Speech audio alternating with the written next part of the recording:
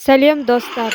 Бүгін мен сіздерге осындай дәмі керемет болып шығатын, өте нәзік, өте сондай балғын болып шығатын сәбізді пирогтың, яғни тәтті бәліштің рецебімен бөлісетін боламын. Видеоны соңына дейін мұқият қараңыздар. Бұл тәтті бәліш менің балалық шағымның бір тәтті бір бөлшегі десем де болады. Өйткені кішкентай кезімде анашым маған өте көп жасап беретін бұл тәттіні. Мен сіздерге кеңес беремін, дәл осы рецептпен жасап көріңіздер, балаларыңызға ұнайды деген ойдамын. Алдымен осындай жұмыртқамызбен қантымызды жақсылап миксердің көмегімен көпіргенше, ұлғайғанша, аппақ масса болғанша миксерлеп аласыздар. Бұл жерде жұмыртқаның салқын, жылы болу керек деген маңызды емес, бола береді. Сонан соң көпіртіп болғаннан соң алдын ала сәбізімізді майда үккіштен өткізіп аласыздар. Пілдек массамызға салып, сонан соң сұйық майымызды бір араластырып жіберіп, сонан соң ұнымызды, сонан соң корица қостым. Корица қоссаңыздар да болады, қоспасаңыздар да болады. Негізі қоссаңыздар, жаңағы бәлішіңіз өте керемет, сондай не дейді, ароматный дейді ғой, ароматный болып шығады. Ұнымыз бен ванилинімізді қосып, жақсылап араластырып, араластырғанда арасында түйіршіктер қалып қалмау керек, біркелкі массаға келтіріп аласыздар. Алдын ала пешіңізді қыздырып қойыңыз, 170 градуста 35-40 минут аралығында пісіп шығатын болады.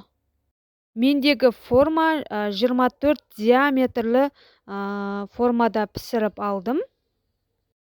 Бисквитімізді пешке жіберіп болғаннан соң, пісу аралықта крем глазурымызды дайындап аламыз.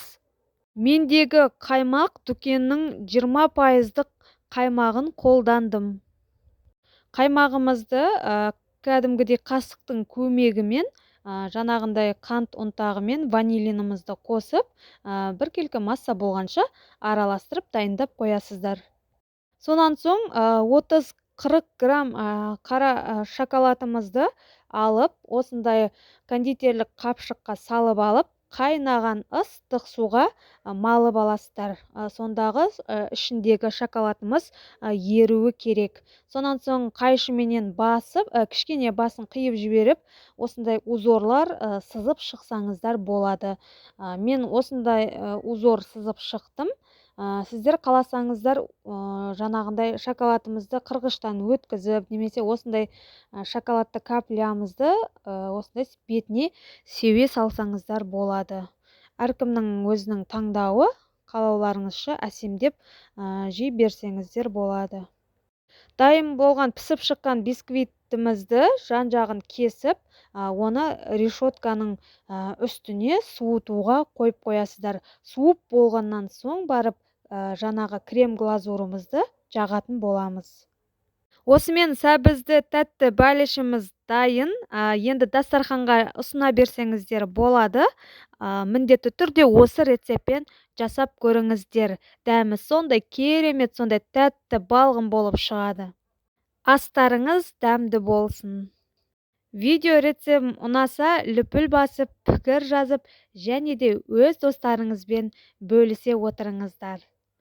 Менің каналыма әлі де тіркелмеген болсаңыз, лезде тіркеліп алыңыз. Алдағы уақытта керемет рецепттерді сіздермен бөлісіп отыратын боламын. Видеоны соңына дейін қарағандарыңызға рахмет. Сіздермен болған Салтанат. Келесі видеода кездескенше сау болыңыз.